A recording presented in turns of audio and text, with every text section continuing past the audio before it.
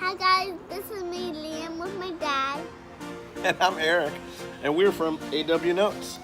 So we're putting together a quick video here. This is a case study number 2.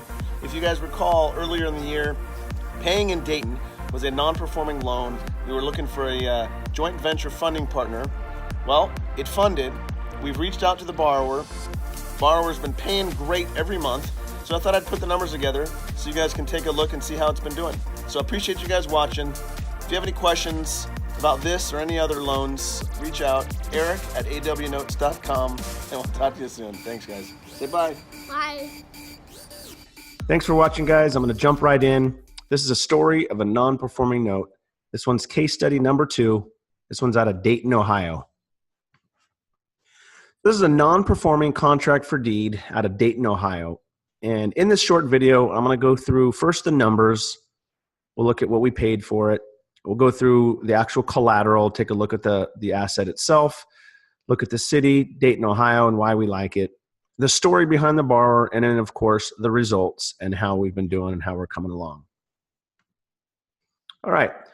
First, the numbers. So if you look to the right there, you'll see this was a marketing flyer that I'd put together earlier in the year. We'll go through the numbers here. So unpaid principal balance at the time was $42,400, and their monthly principal and interest payments were $368. Fair market value was $35,000 to $40,000, and I like to go conservative on my numbers there. And we ended up picking this up for $11,500. And I remember putting in my bid on this, and I placed my bid right at 33% of the fair market value. And I get a lot of people ask me, the difference, when placing your bid at unpaid principal balance versus fair market value. Typically, I'll price it based on the UPB, or the unpaid principal balance. But if I've got a fair market value that's lower, then I'm gonna bid based on that number. So we picked it up at $11,500. You can see it's 27% of the unpaid balance, 33% of the fair market value. If I can get a reinstatement, if I can get $368 a month for 12 months, my potential ROI you see there is 38%. Now that's, of course, before expenses, which is obviously not realistic. So it just gives me a nice starting point. So $11,500 was a good price. Next, the collateral itself. That's the actual picture of the house in Dayton. It's a 3-bedroom, 1-bath, 1,265 square foot. And it was occupied. And how I know that, I like to verify, there was 2 ways. One, I had a recent payment the month that we were looking at this tape. We had a payment that was made, and I think even the month prior. And then, of course, my realtor does a drive-by, takes photos for me, and verifies occupancy either by lights on at night or cars in the driveway. This one had both. There were lights on, car in the driveway, and I had recent payment. So we were pretty confident that this was an occupied property. Also, the taxes, they were current, but they were coming due in a couple of months. So they weren't behind, but if I've got a non-performing loan with infrequent pay history, there's a good chance they might not be paying their taxes. So I have to factor that in and look at the possibility that we might have to pay those taxes in order to protect our investment. And they were behind in their payments by 12 months. They weren't necessarily 12 prior months. It's just since inception, since the loan was originated in 2012, there's been a total of 12 payments missed. They just haven't caught up. And then, of course, we look at crime. In this particular neighborhood, the crime was low. So we felt it was a good investment. We bought it, $11,500. Now, the city itself. Why do we like Dayton? Well, we got big population. It's over 800,000. It's not a small town. Job growth has been trending upward. Unemployment rates are dropping. Household income was increasing. And for the record, those are the 3 things I look at when I invest. I look at job growth, unemployment rates, and household income. And then, of course, there was a university nearby, and there were some large companies like the Air Force, Premier Health, and some other companies, indicating obviously good jobs, good income. And so we like the idea that if we had to take this back as a rental, that we were in a good market. Next, the story. So we bought the loan. We boarded it at Madison Management, which is who we use for our loan servicing company. And we immediately started our borrower outreach. And we were pretty successful on this one. We got a hold of our borrower. For the sake of anonymity, we'll call her Linda. And the story on Linda was this. She lost her job while she was finishing her nursing degree, and that kind of put her in a bad spot. She wasn't able to pay her bills, but she recently graduated. She got a new job, and not only did she have a new job, but she was making more money than before. She wanted to stay, and she didn't have any money saved up. She didn't have reserves to pay off what she owed in one lump sum payment, but she was willing to make a couple hundred extra dollars, $200 extra payment every month to help get her caught up. Now, if you recall, the ROI we calculated in the beginning was just based on their monthly payment. So if we get anything more than that, our ROI is going to go up. So since then, she's not missed a single payment. We've been happy. She's been happy. She was very, very grateful that we were able to work with her. So let's take a look at the pay history since we bought it. So you'll see in red, right? So this is the pay history since we bought this. The red represents what her minimum payment is. It's $500 includes her P&I and then her taxes and insurance. So every month she's made $700, $625, $700.